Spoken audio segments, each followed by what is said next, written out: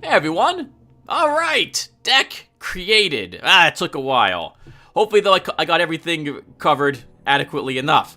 Let's go ahead and start a new game up and see that deck in action. Also, we'll be able to cover some of the game mechanics now that we're going to be playing the game. Right, so the first thing we need to do is select a deck. Now you'll note, I can't select a human condition. It won't let you. This is because the human condition has 10... Oh, that's right. And if I was to select it, note that it says, hey, you've got 10 tile points here, Tim. Can't play it in a 5 maximum tile point deck game. So we'll select 10.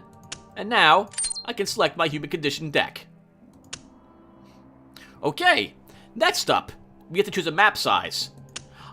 With the 175 point level, I generally use this type of deck against one opponent on normal map size. So I will leave it the same. I don't remember the number of hexes or the grid off the top of my head for the different sizes, but I find that 175 is perfect for normal, 225 is perfect for large, and 275 is good for huge, assuming you're also playing with 1, 2, and then 3 opponents. For resources, this is the amount of hexes which will spawn with, well, resources that you can collect, assuming they're in your supply.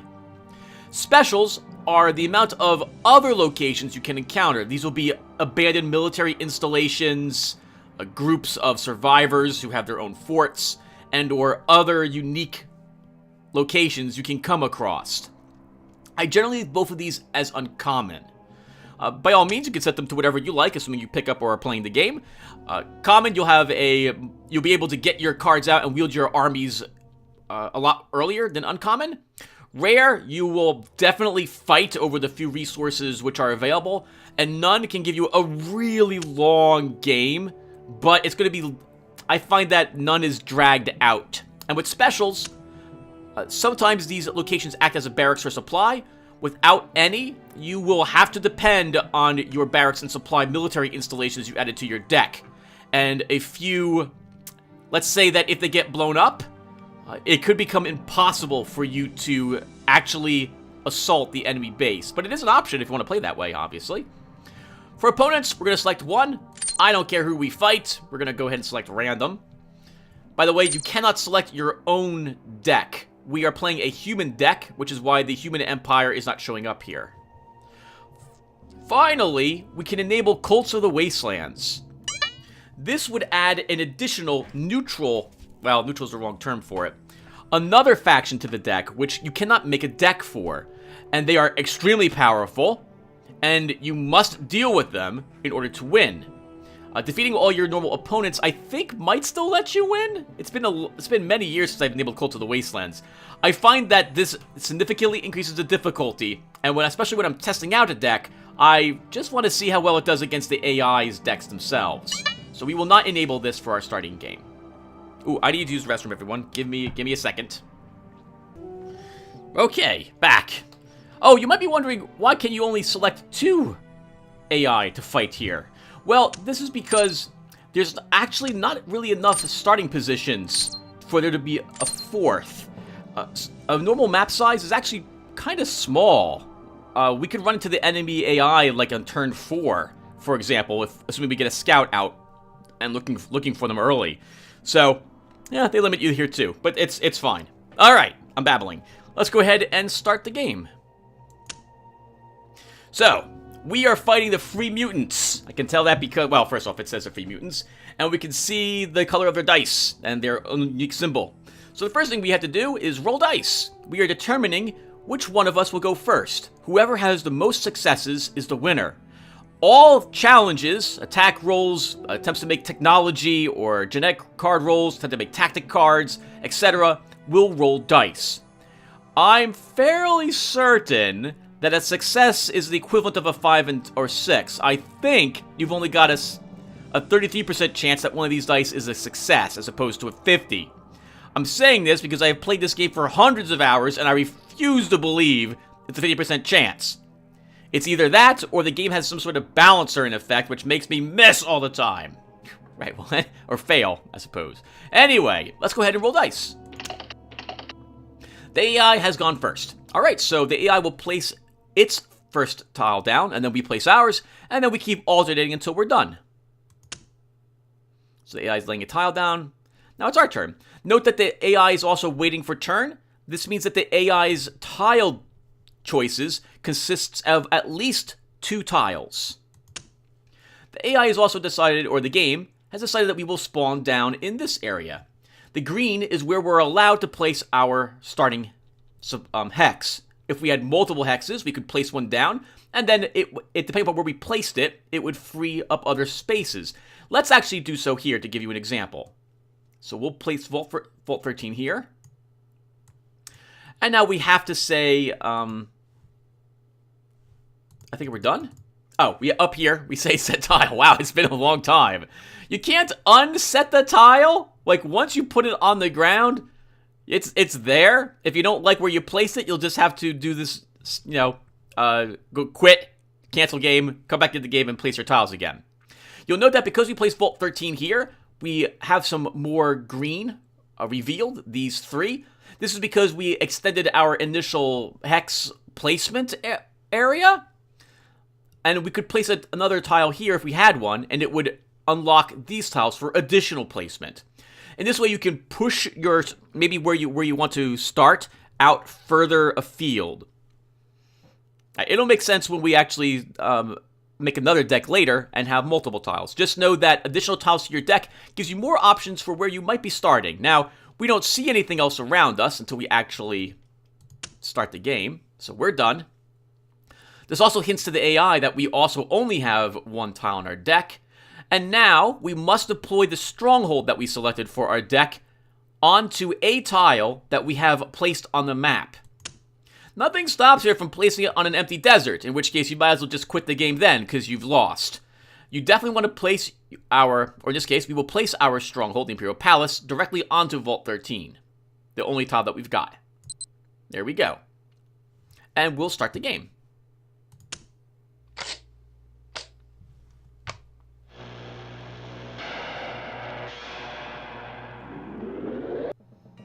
Alright everybody, we're good to go. So let's go ahead and roll our dice and see... Okay, well, actually no, we just stopped him and described what's happening right here. So, it is time for a new game turn. You and all the AIs will now roll off to see who gets to go first. You'll note that we have this many resources to start. We have 1 human, 1 material, 1 energy, and 1 tech. And we've got 3 dice to roll. You can begin spending resources in order to roll additional dice if you want to try to go first. However, this becomes more expensive to purchase dice the more dice that you attempt to purchase. Up here, it shows you how many resources it would cost you in order to purchase another dice. Why do you want to go first? Well, first off, moving all your things around allows you to react to what the enemy might have done last round. If you see an enemy army and you definitely want to kill it and you know you can, you'll want to go before the AI, who will desperately attempt to save that army by bidding to go first as well. Furthermore, going before your other opponents gives you more action points. If you notice up here, we have 0 action points at the moment. This is because we are determining who's going in which, the initiative order. Player 1 will generally get 12 action points, and the last player will get 6. Whenever you're playing with more than 2 opponents, I think player 2 gets 8? So second to last gets 8, and then third to last gets 10. I think are the numbers of action points that you earn. Anyway, I have no desire to go first. I don't care. It's the start of the game. We don't have enough resources to play any cards from our hand anyway, so we'll hit done. Alright, and it looks like the AI also has not bidded for any dice. Now we roll off to see who goes first. Excellent, and we go first. Okay, so welcome to the game, everyone. So first off, we can take a look around at our map. We have a bunch of new buttons and new icons to cover. So let's go ahead and begin covering everything that we see here. So first off, you can hide the mini-map with this button. This allows your mini-map to show all the terrain, giving you a quick view of the battle map that we are fighting for. This shows the areas that we have armies in. We can also see enemy armies would be displayed on this map as well in different colors. These are all the areas we have walked into, all the areas that we are aware of what is actually in them, and we only know what's in Vault 13. Note that these areas are desert and these are badlands, so we know what type of terrain is in them, but we don't know if there's anything in them. We could walk outside our base into this hex and find a minefield there and take heavy damage with whatever walked into it. We could walk over here and find a, maybe a mech factory and are able to produce 1 or 2 rare units that we can add to our army. But we don't know. We haven't walked into them, so we don't know what's around. This is our reconnaissance strength in the areas that we, well, have armies in. We have 1 reconnaissance strength in Vault 13, which means if an army walks into this, we'll probably be aware of it. But if it's stealth, we probably will never detect what it is. You can also move the map around using these. You can also use the arrow keys, which is what I use all the time. It's just faster. I don't have to move my mouse up here. We've got the number of action points for our current round. We have 12. We can see that our current resources are up here. It is turn 1. We can hit end turn and say we're done, and that will end our current turn, obviously. This is the grid. We can see all the hexes. When moving a unit around, you must move it from one hex to an adjacent hex, unless that unit has some sort of special ability or is an air card. These are the cards we've drawn for our starting hand. You can see them all here. I can already tell that I kind of like my starting hand. We've got a good amount of heroes, but no amount of units. This will let you draw another card from your deck. These are the cards that you have lost and are no longer available to you. Either they've been destroyed in the game, or you discarded them from your hand. Down here, you can hide your hand, if you so wish, to get a better look at the game board. All your tactic cards are held in a different hand. We don't have any tactic cards yet. This shows the areas that I can move my armies, and they will be considered to be in supply. Any army that moves outside this green highlighted area will suffer massive amounts of penalties to their attack and defense, and will also have their movement greatly reduced. We've had no special events occur. Very rarely you'll find something here. Espionage will be located here, but that's about it. There's no like random event like a sandstorm blows through and everyone suffers things. I don't believe there's anything like that here. Oh, actually, it says right up here, espionage events. Espionage happens so very rarely in the game that I almost never remember this even exists.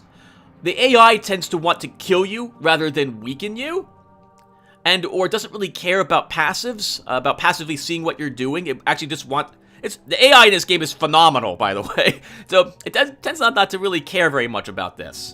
If ever we get a espionage agent, that would be Madame Boyd or Artemis Vance, we could then use them to take a peek around, to use some espionage, but we don't have any here.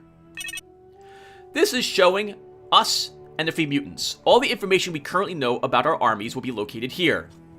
This is where we can see the supply range, generally how far we're allowed to move armies before they're out of supply, in terms of hex movement points.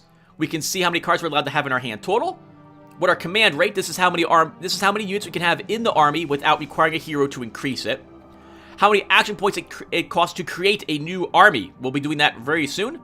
How many action points it costs to move a unit from one army into another, or from an army back into a facility. What our espionage threshold is, I have no idea what this means, because espionage happens so very rarely. I think this is the amount of defense we have against enemy espionage attempts. How many tactic cards we're allowed in our hand by default. How many bases we possess, how many armies we possess, etc., etc. We can also see how many action points it costs to draw a card.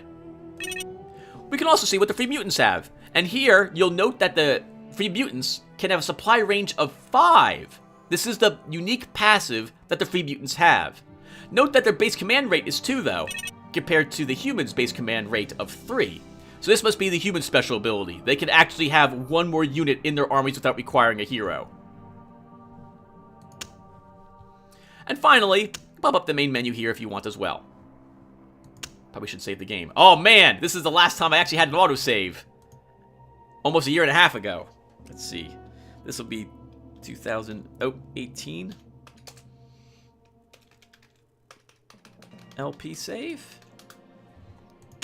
Know that I will give myself 2 reloads during the course of the game. The luck I have in this game is phenomenally bad.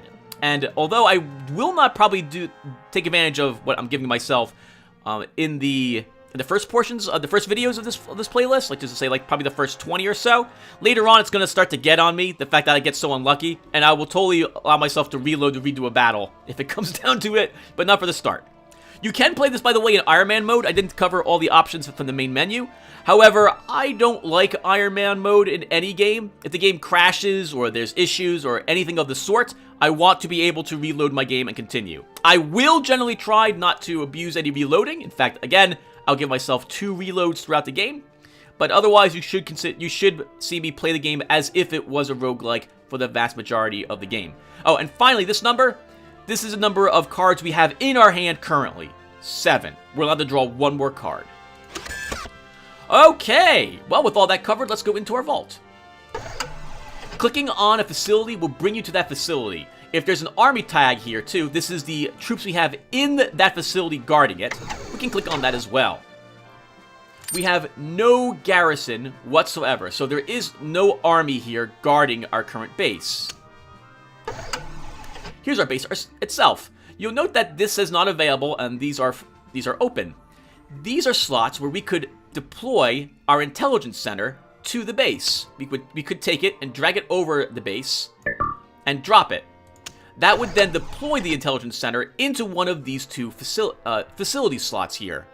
The vast majority of facilities which are not military installations, so not our fire bases and not our Imperial forts, keeps, they are deployed inside of a structure. You can right-click on a structure to upgrade it. We can see the cost of what it would take to upgrade it here. This would level it from level 2 to level 3. It would also free up an additional space for more facilities if you so desired to have one. Okay, so we don't have enough resources to deploy anything in our current hand, which is going to be often the case for your first round. We might have gotten lucky, depending if we had put the that one tank, which was a scout tank. We could deploy it immediately, but we don't have, we did not draw any, and or we didn't add any to the deck. So there's nothing like that for us. So because we're starting and we have 12 action points for player 1, I find this is a good opportunity to draw an extra card, bringing your hand up to max hand size, and to also begin creating armies.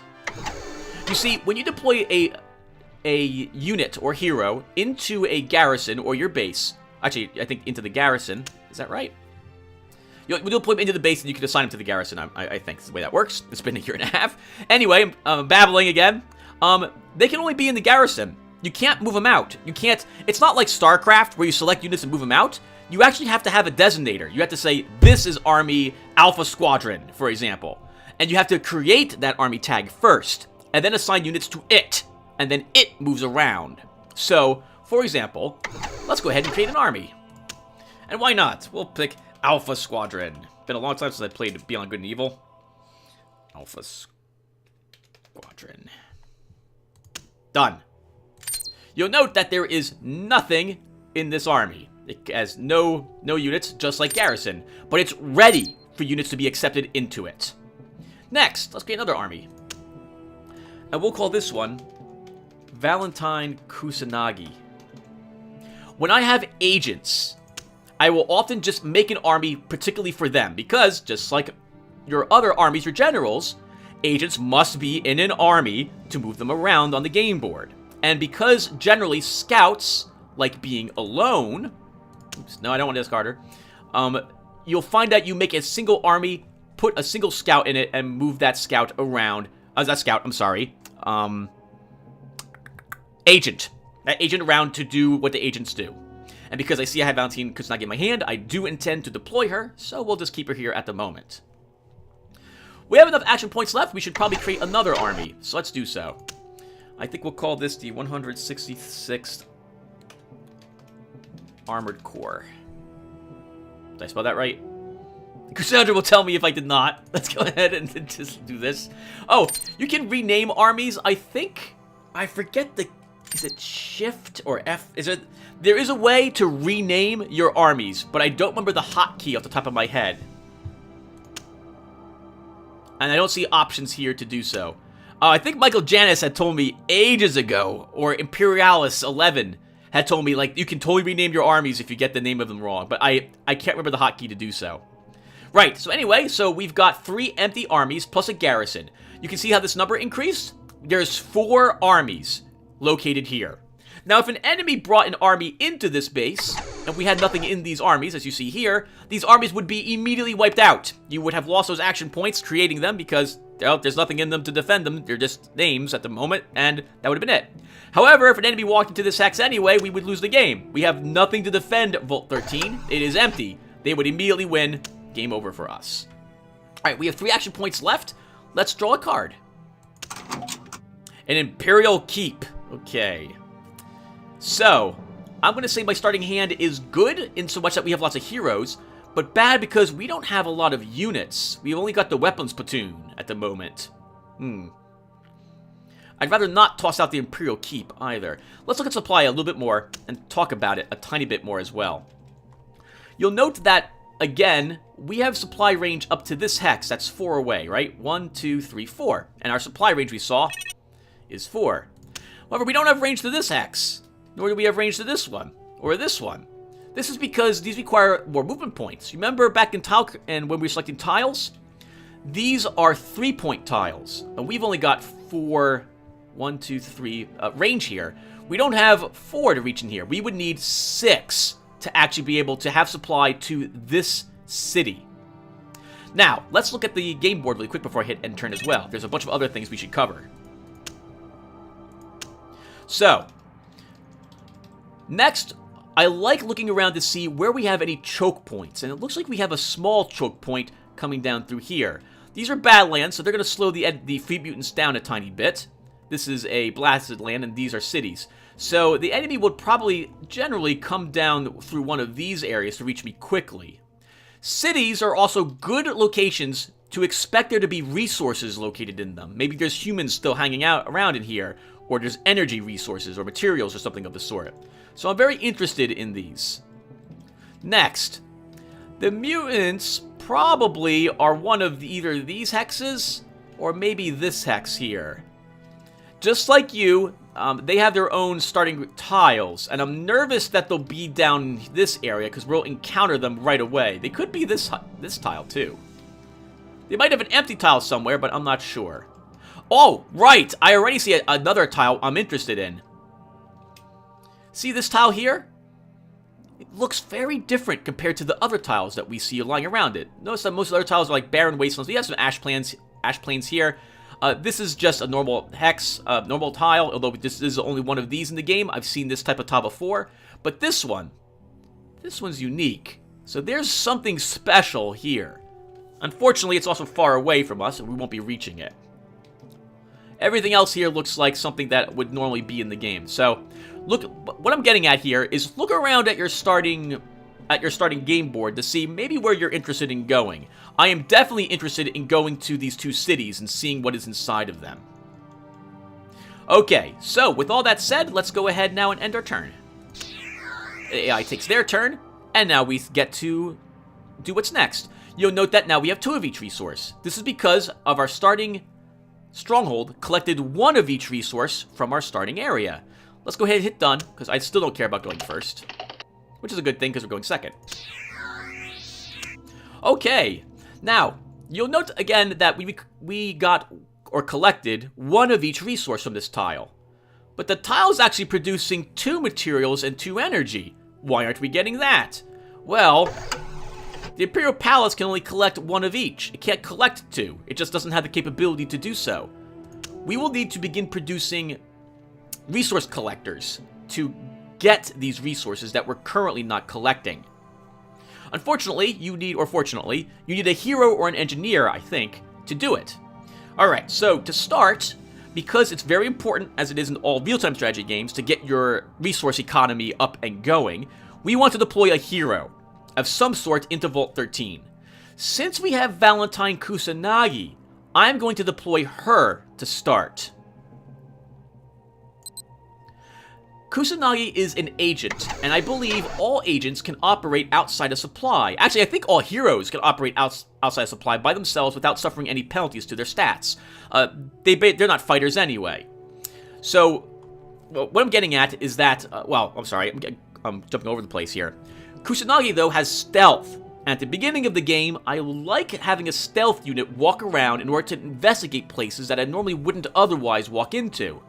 For example, I wouldn't want to send a single unit into one of those cities. If there's enemies located in those cities, and there could be, we're likely to use that single unit, especially if it's out of supply. Kusanagi will let me investigate those places while stealth, and will be able to help me figure out if I actually want to go there and do anything about that location. So we move her into her own area. We can stealth her. Alright, so I clicked and I hold down the mouse button and dragged her into this army. So we can see that she is now in charge of the army. You're only allowed to have one hero in charge of any army at any time. If multiple heroes are present at a garrison and it comes under attack, I think the first hero in the order of the heroes is selected to lead that army, which can be devastating if you have a general, but the game has chosen your scientist to lead. I think that's the way it works. We can see some other stats here. We can see that she has 6 fit points. We can see that she has 2 experience and she is green. As units gain experience, they will earn additional fate points. I think it was Imperialis who pointed that out to me. In any case, the more they do, the more experience they gain. And I think they gain experience just by existing on the game board for each round. And so, right, so we're interested in keeping her alive. But you're always interested in keeping everything alive anyway. Next, because she has stealth, we can right-click on the army designator, this horizontal rectangle here, and select this. See these options here, by the way? This says, Tim, it will cost you 1 action point if you wish to stealth her. It will also cost me 1 action point to move her, and she'll be able to move 3 spaces. Oh, before I do that, though, which is what I would normally do, we can also use her to build resource collectors. We can right-click on her, and we have these options. We can either build a materials team or an energy team, but they're currently red. We can't build a materials team because we don't have the 1 human resource it would require to build this structure at this location. And the energy team would also requires 1 human resource, which we don't have. So we're just not going to do either with her. We will stealth her, though. And we're going to move her out. So, we can right-click on her and select Move. Now that we've selected this, the moment you move her, you're going to be moving her. If we leave her, I think if we leave her here, it still counts as moving. A unit, or an army, can only be moved once during your turn. You can't move them multiple times. Just only once. I like exploring everything around my starting area to start, and then we'll work out from there. So let's... Oh, and by the way, these numbers indicate the amount of movement points you would need to total to reach that location. However, we can't just directly click here. We have to move each hex individually to reach that location. So let's go here. And then, because we have 1 movement point left, and we'll move into this plains as well. Okay, good. So, some hills and empty desert. Nothing special was in those locations. We have 3 action points left, and we could discard a card to draw another. Actually, no. We used a card from our hand, so we have an extra card slot. Let's draw another card. A research lab. Darn it, I need units. I need units. Alright, well, let's end our turn again.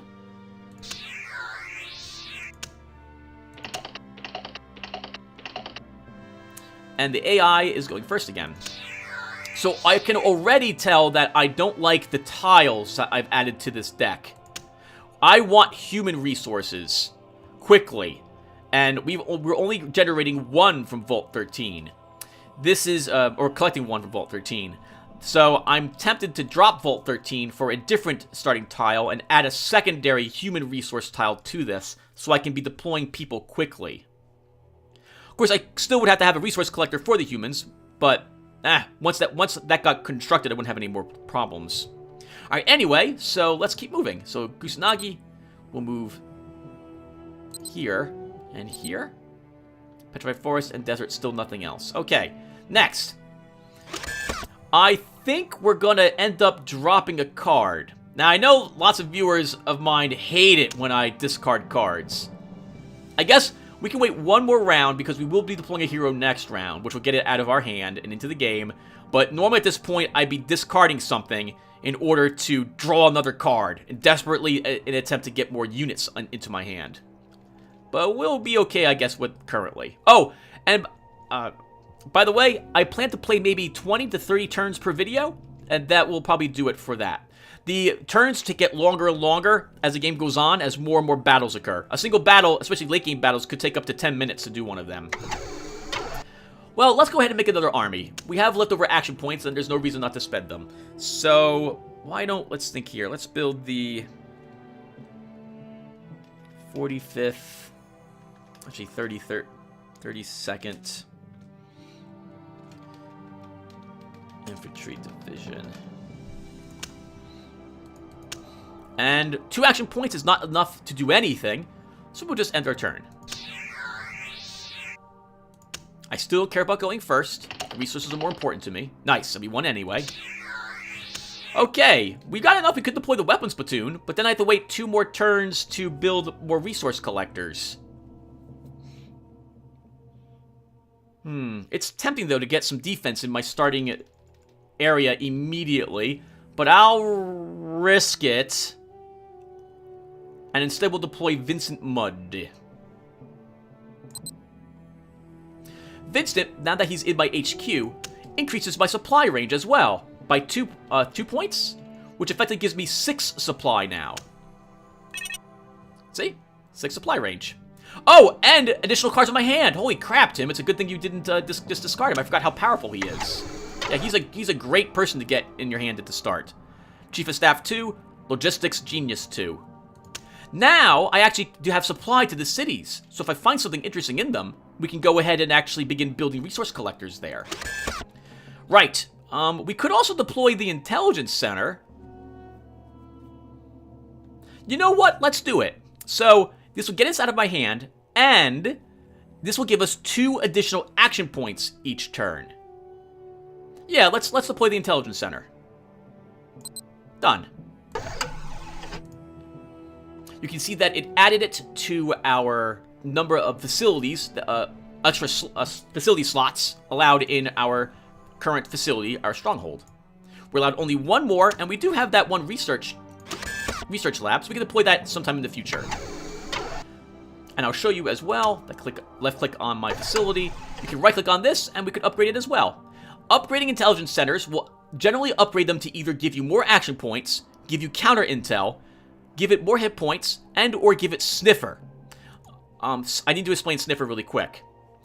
And reconnaissance. So the way reconnaissance works is that when a reconnaissance unit, a unit that's able to detect stealth units, makes its attempt to detect stealth units, it's done at full strength for the hex it's currently located in, but at half strength for every other hex around it that it would have vision that it could detect a stealth unit in.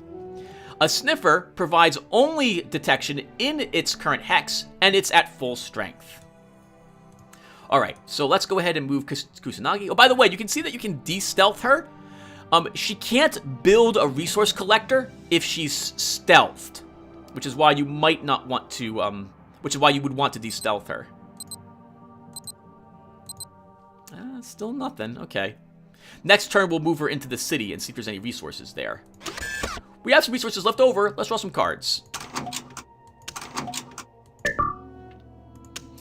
Some Imperial Infantry. That's not... I mean, it's not the best card in the world, obviously, but it's useful to have it at this starting point in the game. We also got another Intelligence Center. You cannot deploy a copy of a card into a facility. I think if I was trying to do this... Okay, so first, it's telling me I don't have enough action points, but I'm fairly confident I can't deploy a second Intelligence Center here. It just won't let you. Let's end the turn.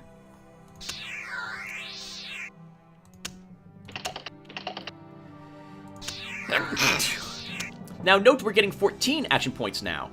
That's because of our awesome facility giving us 2 more action points. And we can tell that over here somewhere as well. Yeah, 2 bonus action points per turn.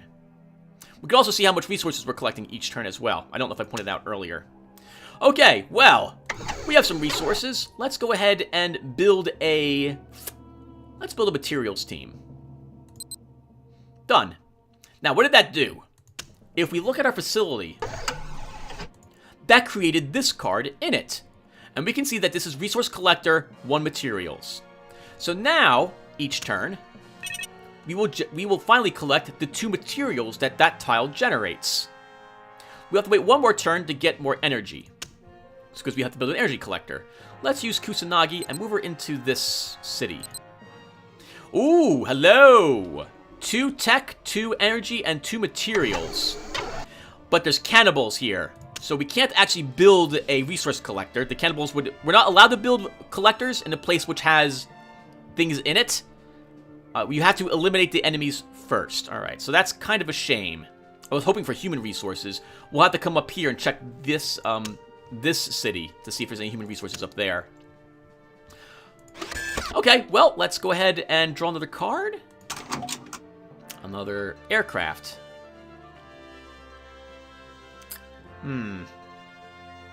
I really want to deploy the Imperial Keep here, because it would totally collect this one, both of these. I'm sorry, it would collect 1 material, 1 energy, 1 tech, and then we could build more resource collectors in here to get the other ones. So I don't want to throw out the Imperial Keep. You know, 7, that's a lot of points just to have in my hand.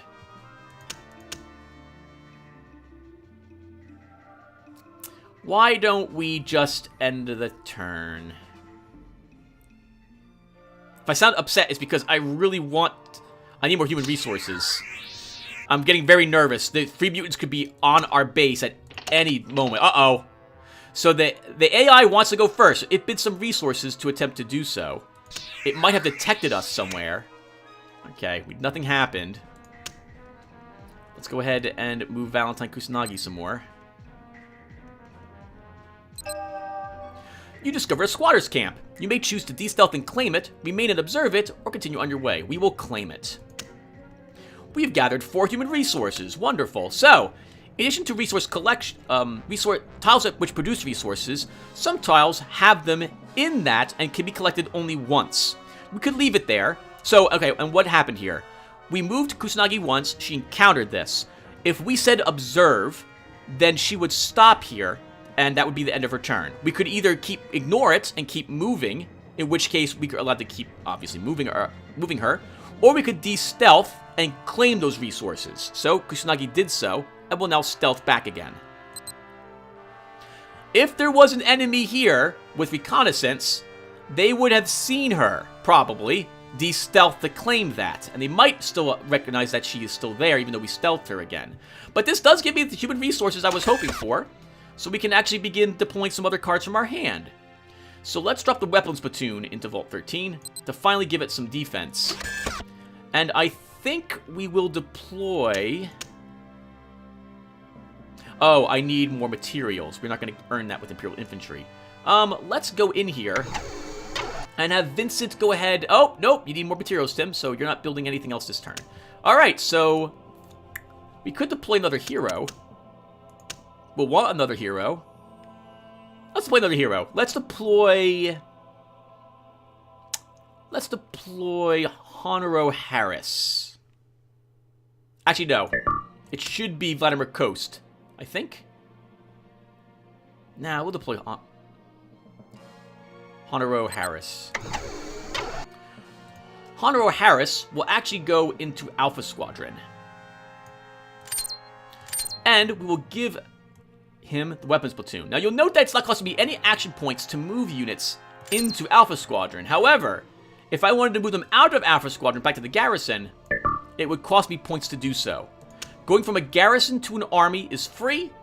Going from an army to another army or an army to a garrison is your action points for moving that unit, which is 3 in our case. Okay, so that will do it for this round. We don't have enough action points to draw a card. Let's end the turn. I don't care. This will hit done. Okay, let's go ahead and build another energy team, or a energy team. And now we can see the awesome energy collectors. They have nice solar panels right there. 1 energy each turn. Next, let's move Kusanagi a bit. I want to get into this city and see what's inside of it. We have enough action points left. We can draw another card, so we should totally do so. Hey, a recon! Nice. Let's actually deploy it. We now have some actual reconnaissance, so I don't need to basically face check with Kusanagi each tile. We might be able to see what's around there with our recon instead. Well, I want an army for it, though. Let's end our turn. I'm going to go ahead and begin bidding 1 energy each round to increase my chance of going first. Looks like the mutants have some resources somewhere. It's going to be tough for us to beat them when it comes to going first at this rate. Let's see. Let's make this Dust Recon 1. It will get the Imperial Recon in it. We can stealth that Dust Recon and move it out. So, oh, holy crap, some resources are down here, some more materials. So why did I move it into the hills instead of moving it directly into the Badlands? Well, I'm nervous about landmines. And so I don't want to move... Usually, I will not move out of my starting hex into a hex which I have not explored before. And most of my decks consist of more than just 1 starting resource tile. So I normally move into the one which I already have explored, especially with a reconnaissance unit. Actually, with the reconnaissance unit, only with the reconnaissance unit, in an attempt to have it sweep an area around it to detect if there's anything else there. I will want that 1 material, but Kusanagi's up here already. The bone orchids. Let's continue. Fuel storage tanks. Let's go ahead and claim these. Nice. 8 energy. And we stealth her. Ooh, hello tentacle beasts. Nasty creatures. These are perhaps one of the tougher neutral units you can encounter. They have Neurotoxin 4, so if they actually damage a unit, they will inflict some pretty heavy damage to it. Yeah, we'll want a decent fighting force up there to claim that. Alright, let's end the turn again. We have enough energy. I can go ahead and bid 2 energy this round. Wow. We're being bullied. We're not going first. That's going to be really awkward. Your hero has observed Sin City. They might join your cause for a price. You may de-stealth and approach them, or remain stealth and observe. Let's observe them. Oh, holy crap. We would love to have this. So, I think we'll try to bid for this. We'll approach them next turn and see what they want. Generally, to have it... So, right. This is another random encounter. This Sin City Hex right here. It generates 2 of each resource each turn. This would be a perfect place for our Imperial Keep to be set down upon it. Though it will take a few turns for us to get the materials to do so. Still, I definitely want Sin City. Now, some armies, in this case the Duke, is willing to join us because he's a human, and so are we. He might also join the Free Mutants. Generally, humans and Free Mutants tend to work together when it comes to neutrals. If we were the Xenopods or the Machine Empire, though, we'd have to fight this instead to take it. Now, there's no base here. It's just these people standing in the middle of nowhere. So we could also roll an army up here and try to take it. They've only got gangers, which are pretty weak. Oh, we'll make up our mind next turn, I think. For this turn, let's go ahead and move Dust Recon a bit. Still no other resources around. We have 6 resources left. Let's go ahead and deploy Vladimir Coast to... Actually, yeah, let's... No. No, I want the Imperial Infantry deployed. That will give me some defense in the base, and then Alpha Squadron will move out to the Badlands and get ready to claim this materials with a resource collector there. With 2 resources left, that's not enough to do anything, so we'll just end our turn.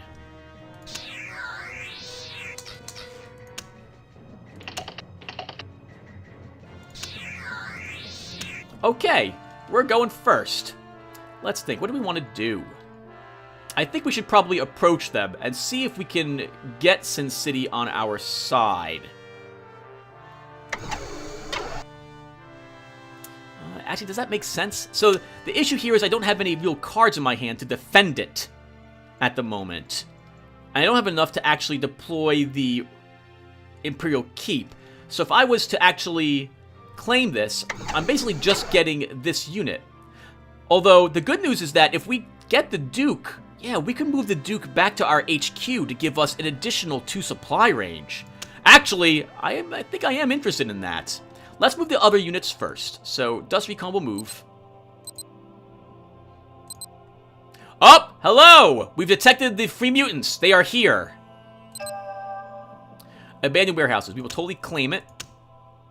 We will re-stealth again. Oh, crap! It's a Ravager. This can actually defeat the army we've currently got here, and can also annihilate our little recon. It probably detected us as well. A Ravager is a more expensive recon for the Free Mutants, but it's got commando, so it doesn't need to be in supply when it moves around. It's actually going to be really difficult to deal with this. Let's go ahead and build that materials team, and then move Alpha Squadron back into Vault 13. I'm gonna deploy the Imperial Infantry to Alpha Squadron, and next turn, we may have to go out here and just try to get the Ravagers. It's going to be very tricky, though. We could try attack. Actually, we can try attacking them. Yeah, we can try attacking them instead of using an air unit. That might frighten it away. So let's try it. So we don't need the Joint Strike Fighter because it does less damage than the Nightwing. So let's try using our Nightwing to bomb it.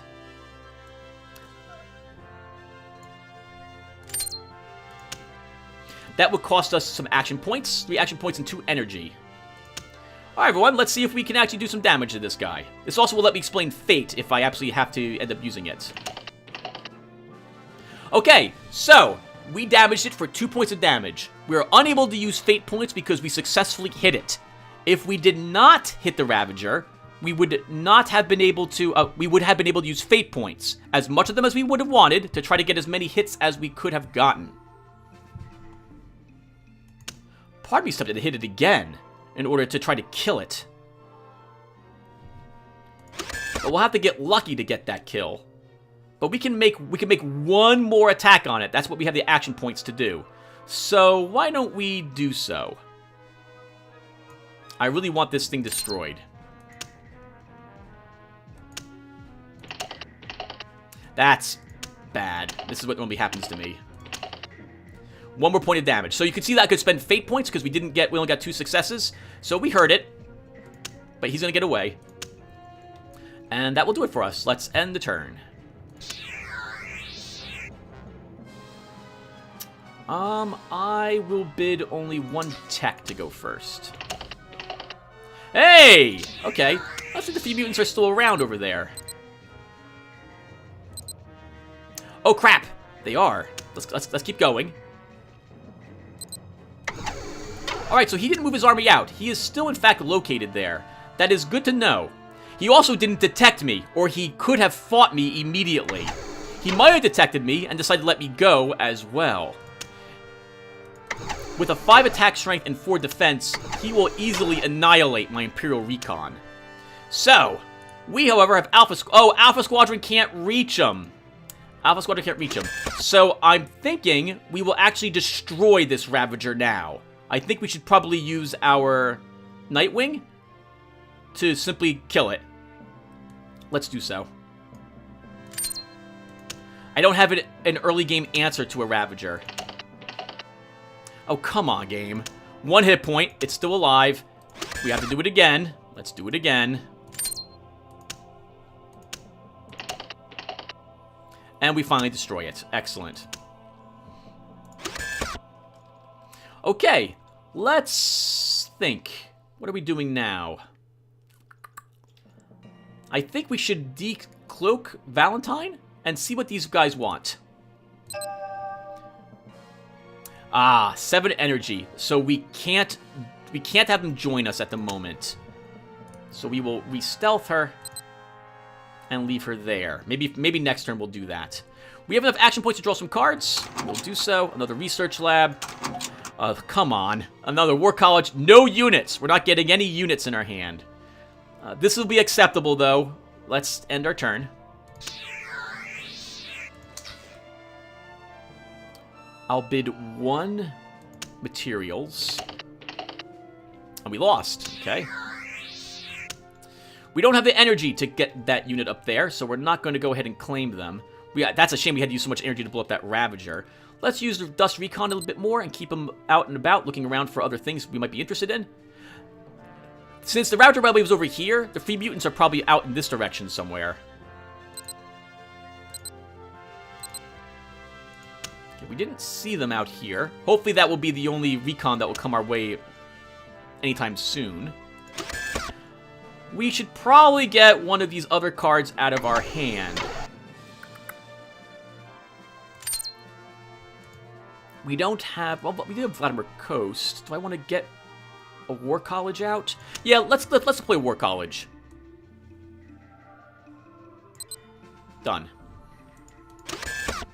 And why not? We'll deploy Vladimir Coast as well. Okay, so... with Vladimir Cost now deployed, we can actually use him to create tactic cards. We can click on him. Oh. Is that right? Oh, no, I'm sorry. He's not... he is Tactical Genius, not Tactician.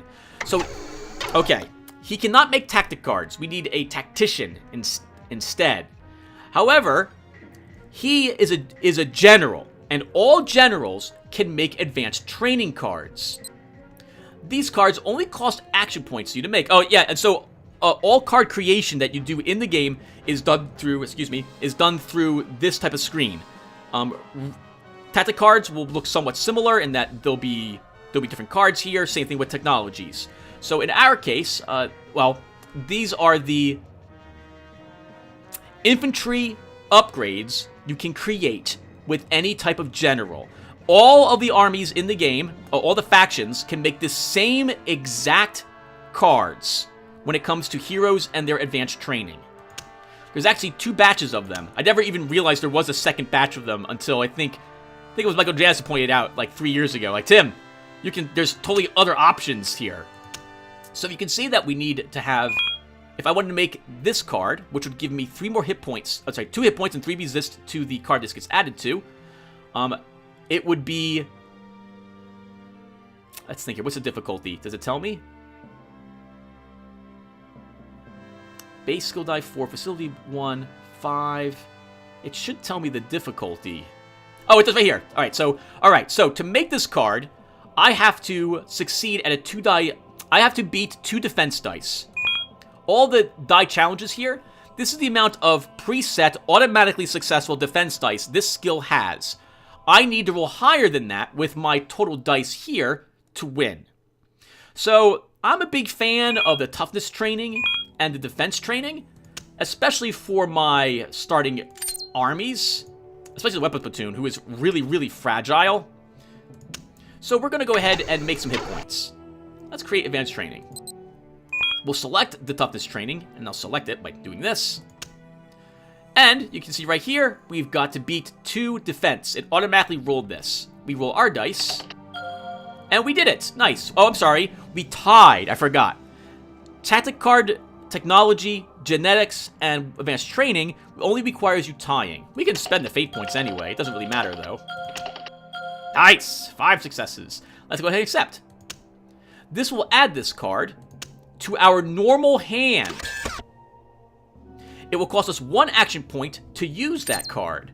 Let's go ahead and use it on our weapons platoon. Done. See that it's earned a symbol? This means it has now had training of some sort. You're only allowed to deploy 1 training card on an infantry. Okay, let's end the turn. We're all done. And I will not bid to go first.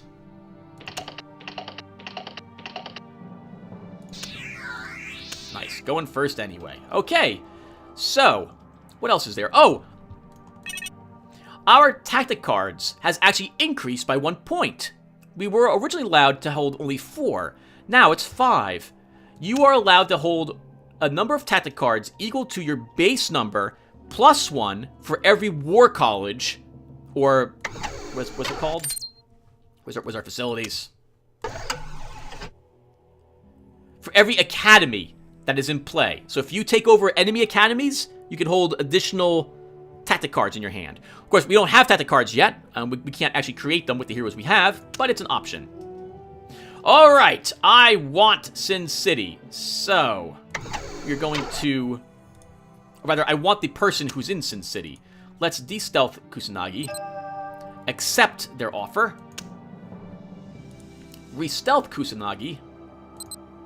And begin moving the Sin City army away. Very slowly. I want to get these guys back into our base as soon as possible. Now, gangers are pretty weak. I mean, 3 hit points, 2 attack, 2 defense. I mean, they're pretty much god-awful. But it's something, and since we don't have a lot of units at all at the moment, we need everything we can get into our forces. Kusanagi will probably stay here for a bit, or venture around, but I want to deploy an Imperial Keep into Sin City. So, I need 8 energy, and I'm getting only 2 a turn. So I have to wait 4 turns before we're going to get that, assuming that we don't find any other energy out here. Okay, let's keep looking around for more resources. So let's use our Dust Recon a bit. An abandoned military depot. We'll totally claim it.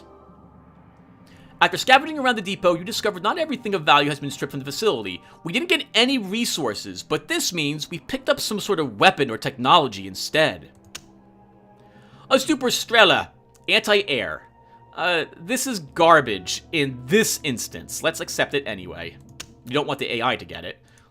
Oh, right. If we just left that there, the AI could walk over and get it. I do not want them getting it. Let's re-stealth the Dust Recon. And we'll cover why I said it was garbage. This is actually a fantastic anti-air weapon.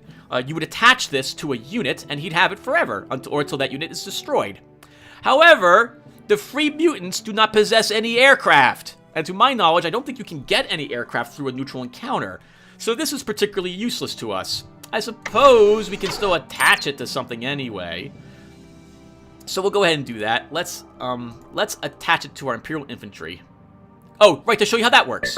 So, this guy got advanced training, and he has a symbol on him, meaning that advanced training has been supplied. The Super Strela, though, is an attachment. If I was to click on the card again, or from a different screen, apparently. There we go. See how it says attachment up there, upper right hand, and underneath its name? Notice that what this can attach to: infantry units, robots, mutants, powered battle armor, and xenogites. Well, we have infantry units over here. So we can click, and for 1 action point, drop it onto our infantry. See the little paperclip? We can see what it has in it. Our Imperial Infantry has extra attach, so we can have 2 attachments added to it. We also, with our reconnaissance, detected something else out here, which is in supply. Oh, holy crap! We want to walk into this next turn. Absolutely. Holy my god. It's, what's the, I can never pronounce it. This is that one anime, Armageddon? I can't pronounce it. But, holy crap, we have Asuka. So, she's a human, and she comes with her own Harbinger mecha, which is an amazing unit. Oh my goodness, this is perhaps one of the better units we can get in the game. This is really lucky that the game spawned it for us here. We want her. And if we walk into her hex, we will get her.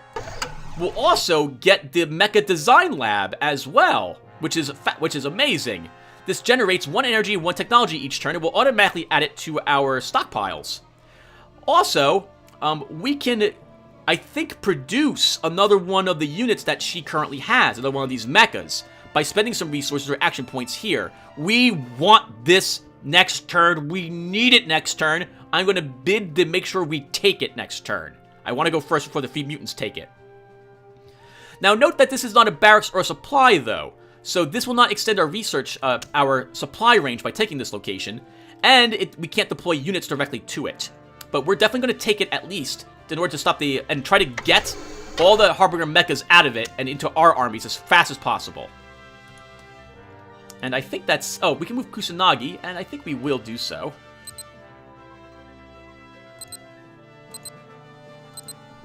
Okay, so far so good. We've explored almost our entire half of the board so far. We have 5 action points left. We have an empty space. Let's go ahead and... Oh, actually, we should make more technology. I'm sorry, more advanced training. But for Imperial Infantry, I wouldn't mind giving them either +1 defense or +1 attack.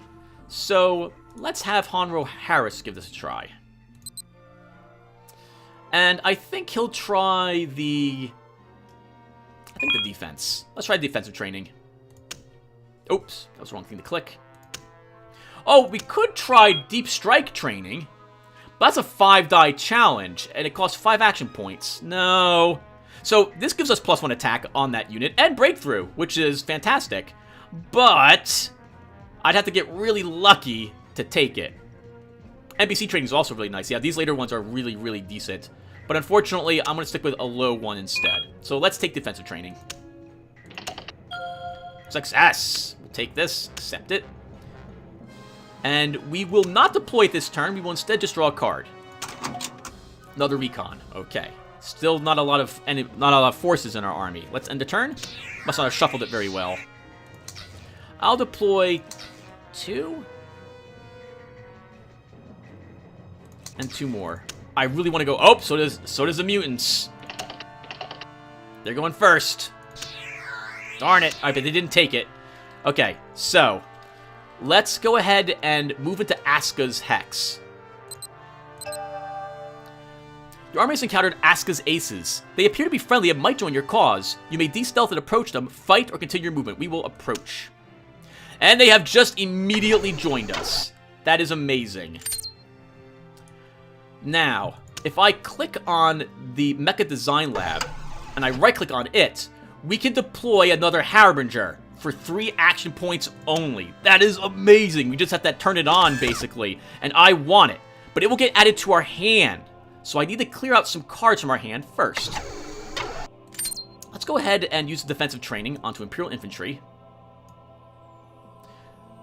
And then we will totally grab a mecha for 3. We will accept this card. And you'll note, oh, sorry, okay, so we activated it, or kind of. We have gotten it out of the storage facility where it was located, but it still costs us more resources to deploy it. I will still deploy it immediately, and I'm going to drop it over here in Vladimir Kost's army for the garrison. Actually, we should probably deploy it for Alpha Squadron to give them some punch, because they currently don't have any. So let's do that. Okay. Now let's look at the Harbinger mecha, because I haven't really stared at it, but I know this is one of the best cards you can get in the game. Or, actually, it's an amazing card. So first off, 11 hit points. That's fantastic. 8 attack and 7 defense. That's a really decent amount of attack and defense for a mecha. Not the best. I mean, we've got that one that has 10 and 8, I think. But this is still really good. 5 resistance, so it's probably going to resist any attempt to poison or neurotoxin or hit it with energy weapons that it could take. It's decently fast. 2 range is decent. Reflective armor means that this unit is very difficult to destroy. Also, if a unit targets it and doesn't actually get past its defense, it takes damage equal to the difference between the two. So if we roll, for example, 5 defense and the enemy rolls 2 attack, that attacker suffers 3 damage. It's an amazing unit. Next, I don't think we'll be able to hold the Dune Sea. So, oh, and we don't have the action points to move Aska's Aces away. But I plan to move Aska's Aces away and back to Vault 13 as soon as possible.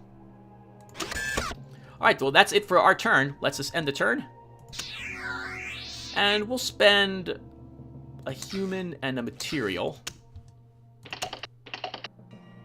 Nice. Holy crap, we beat them. Alright, let's go ahead and begin moving. So Dust, we can re-stealth.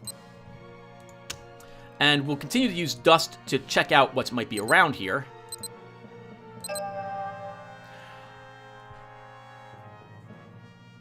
Your army has discovered a crashed advanced aircraft. You may choose to de-stealth to claim it, remain and observe it, or continue on your way. I don't think I've ever seen this before. I've never seen this before. Alright, so we can totally get an aircraft. Let's claim it.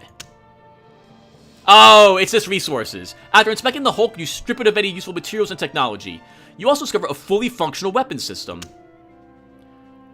XPL-4 Pulse Laser. +1 attack, energy weapon 5. Oh my god!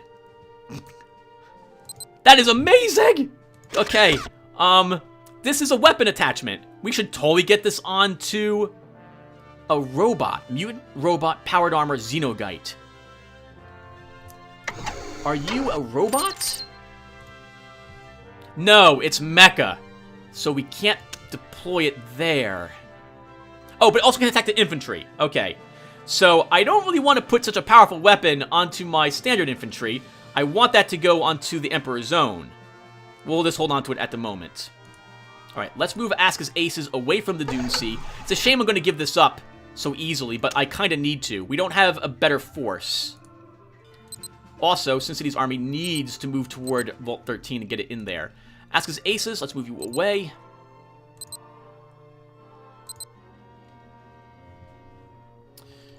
We can move Kusanagi around a bit. Energy. We're going to de-stealth and claim this turn. Let's do it.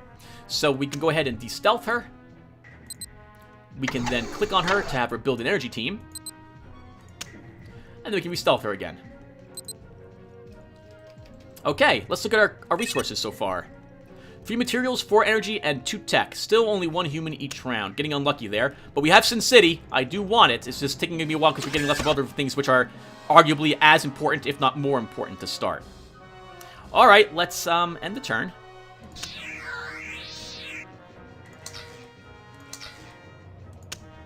Oh my god!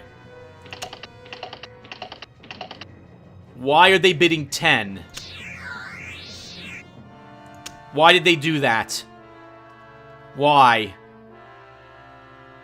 The AI only tends to do that when it's obviously desperate to go first. They must have seen something somewhere, and they either wanted to take it before I did, or they located my main base, and now are thinking about what to do to it.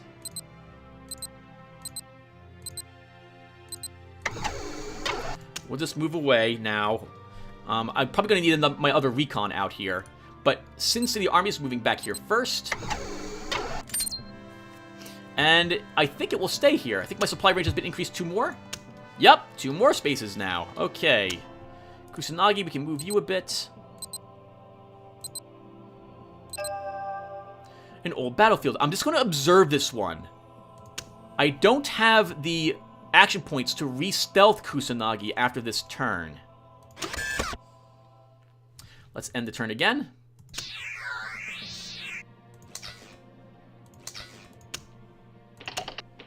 What the heck? Why are they bidding so high? Might be nothing that they can do, so maybe they're just drawing through cards. Alright, so let's move Aska's aces. Oh, no. I want Sin City. Oh, we can't get Sin City this turn anyway. Okay. Let's go ahead and create another army. Dust Recon 2. Hopefully I've been explaining everything adequately enough as well, everyone. If I haven't been, please let me know. And I'll do my best in the next video to continue, to try to do so. We have another Recon unit around. We can immediately stealth it. We're going to move... Actually, we'll de-stealth Kusanagi. To claim whatever this is. 3 materials, 6 energy. I'm sorry, 6 science. Re-stealth her. And move her into Sin City for next turn. With our 1 left, let's move Dust Recon here. Into the Petrified Forests. I'll probably leave it here for the rest of the game. This way I have some recon of what might be coming at me from this direction. Let's end the turn again.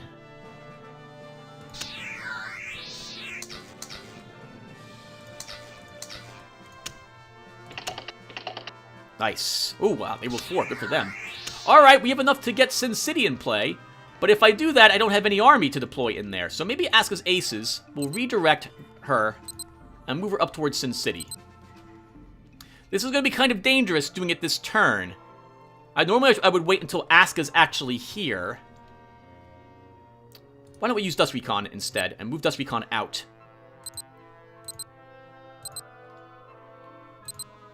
Ah, hello. The free mutants are up here somewhere. And it looks like there's a material up here they can claim. Okay. We've encountered the AI, and we've countered their supply range. This might be them. They might be right there, honestly.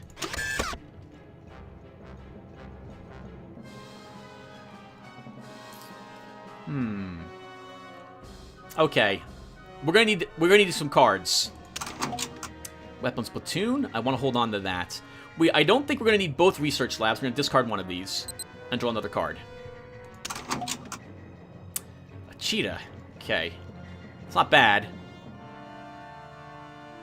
Could deploy it. Let's do it.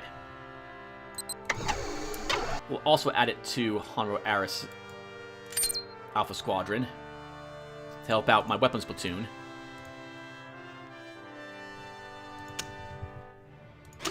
Is there any other, by the way, Tim, units in this? No. Okay, good. We took it out. I really want to get the Imperial Keep into play up here, but I need Aska's Aces up there in, like, one more turn, so we're not going to do that this turn. A Tiger. Oh, thank God. Okay. So, the plan is to deploy the Imperial Keep with Aska's Aces in there and begin strengthening Aska's Aces as much as I think we can. Dust will go ahead and move. Back up to here. And we will end our turn. Actually, let's use Kusanagi a little bit.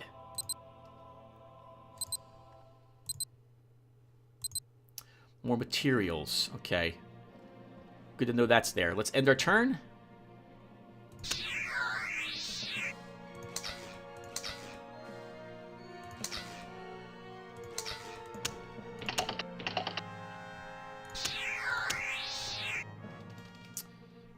Aska's Aces will continue to move up.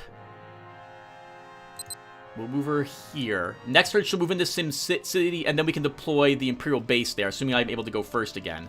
Actually, let's increase our chances to do that anyway. Let's upgrade our Intel Center. We now get 3 action points instead of just 2. It's now also a Sniffer 5, so we can detect stealth units which may be in the same hex. Let's have our Dust Recon move about a bit.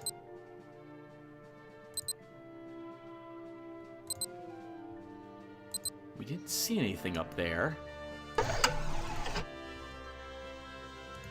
It's very tempting to... Okay, so, I could walk into this, and if there's no defenders here, we would immediately destroy it.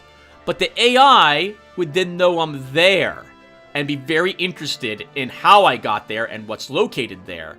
So I generally tend to move like a stealth unit there into the location, let it observe, and then if I go first or second next round, assuming I haven't been detected, destroy it by de-stealthing, stealth, and move away. So I'll do that next round. Aska's Aces can't move again. Kusanagi. Let's move you. Continue. That's the Boneyard. Let's move you here. I don't want to deploy these units into Honro Aris's forces. I want to deploy them into Sin City, so we're just going to wait with them. I think we just need to wait altogether, then. Yeah, there's nothing for me to do at the moment. We could upgrade our War College, make it a little easier to create tactic cards or what have you, or the Imperial Palace, making it a bit stronger. But I think we'll just... There's not really... I can't really do much at the moment. Can we upgrade the Mech Lab? No, we can't. Oh, it's not a barrister supply anyway, so you can't. I don't think you can deploy anything to it. All right, so let's just end our turn. We'll hold on to all these action points. It's such a shame.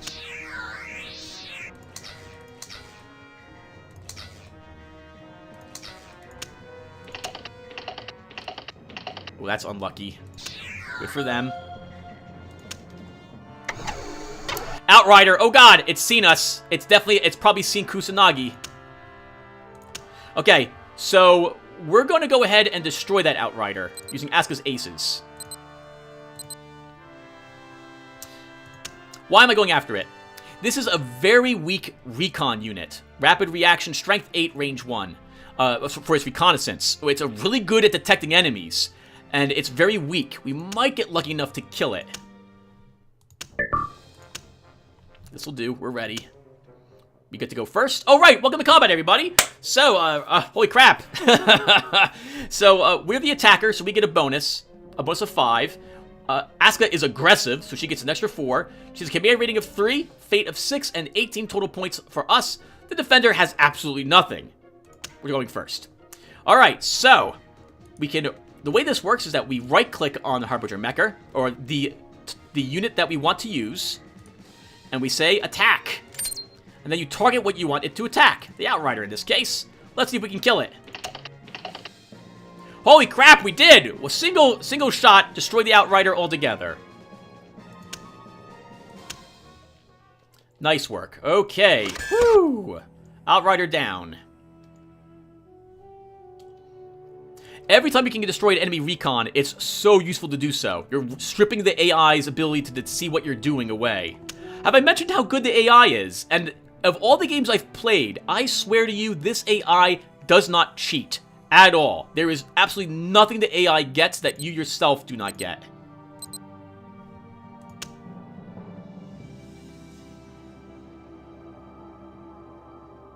Oh no. Slade's Marauders is here. And they have a tactical nuke card. Uh-oh. They joined the Free Mutants, it looks like. Okay, so let's look at this really quick. So we've got the Intercontinental... Oh, God! ICBM Silo Complex. This might have had a nuclear weapon in it. Which the Free Mutants may now possess. We need to try to destroy this, but this is gonna be tough. Oh God, they have a Termagant in here. Okay. Alright, let's cover this, and then we're gonna end the turn. I should honestly go back in here with Kusanagi and try to kill Slade to make this army less effective. Alright, anyway, let's look at what just happened to us. So we eliminated their scout with Asuka's aces. However, we've got a very nasty enemy army sitting right here. It's not... No, it's bad. It really is. Okay, so we've got Sergeant Slade. He's a pretty good commander. 6 command. He's a... well... He's not the best, not command rate 8, but he's better than Asuka at leading armies. He's got a lot of hit points too, so he's gonna be a tough gentleman to kill. 4 fate, that's pretty decent as well. And leader 1, so he increases the movement of his army, as you can see. The Merc tank is nothing that special. It can take a punch. He's got some Mercs, which themselves are, they're okay. 3 attack, 3 defense. They're like our own Imperial infantry.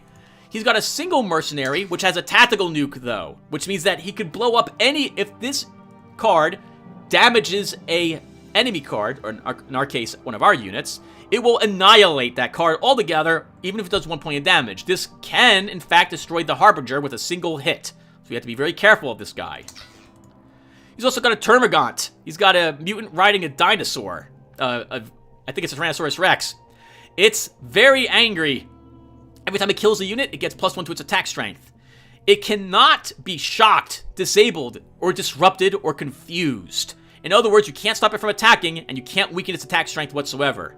It also is a really great unit, because it can break through and get a full strength attack on something in the back row. So this is a strong army. This is something to really be worried about. We need to move Asuka's into Sin City and deploy that Imperial Keep next turn stat. The only good news about this is that... What's their movement? Their movement is 3. 1, 2, 3. Okay, so they wouldn't be able to reach Asuka next turn. And they can't really go through the tentacle beasts because they have to stop and fight here. So they won't be able to reach us next turn. Okay. We could try bombing them as well by using our Stealth Wing fighter craft. But I need that energy to deploy my Imperial Keep next turn. So no, I'm not going to do so. They also have this silo complex. This probably has had a nuclear weapon in it. This means that the AI now has one, probably already, And they can win the game by simply launching it toward my base. If they find my base, it will be over for me. So I need to be more aggressive and try to definitely take them out wherever they're located. Oh! This is their headquarters! They moved their headquarters here. This is not... Okay, so this is not normally what the Free Mutants get. They've actually selected, I want my headquarters here, and moved it. Probably because it's hardened. Wow, this is interesting. We definitely want to annihilate them as soon as possible, but it's going to take some effort to do it. Okay, well, let's continue moving our units that we have. So, dust... Oh, crap. Let's right-click. Can I move it again? Okay, good. Right-clicking cancels your movement. This is all supply. Let's move Dust Recon around a bit.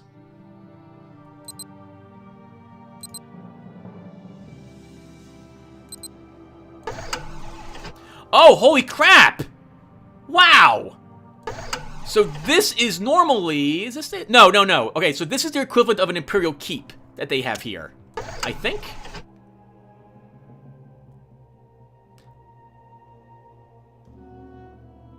This might actually be their old HQ.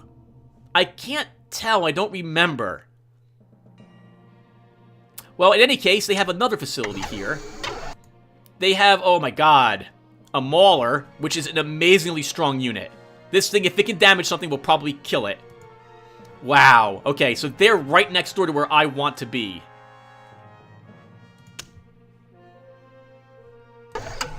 And they have some... This must have been their starting tile, I think, whatever this is on.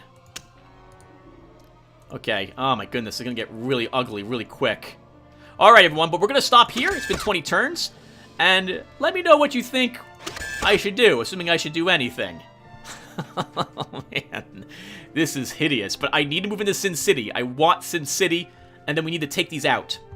I think we might be able to do so with the forces we have. It will be tricky, but we can deploy the Tiger and the Weapons Platoon to Aska's aces and maybe use her to get the victory. Alright, well, I'll stop here anyway. Thank you guys for watching, and I will see you in the next one. Hopefully this made sense, and hopefully I described everything that needed to be described for how you play the game, at least in general. If I missed something, also let me know, and I'll try my best to describe it a little better next time. Take care, everyone, and thanks for watching.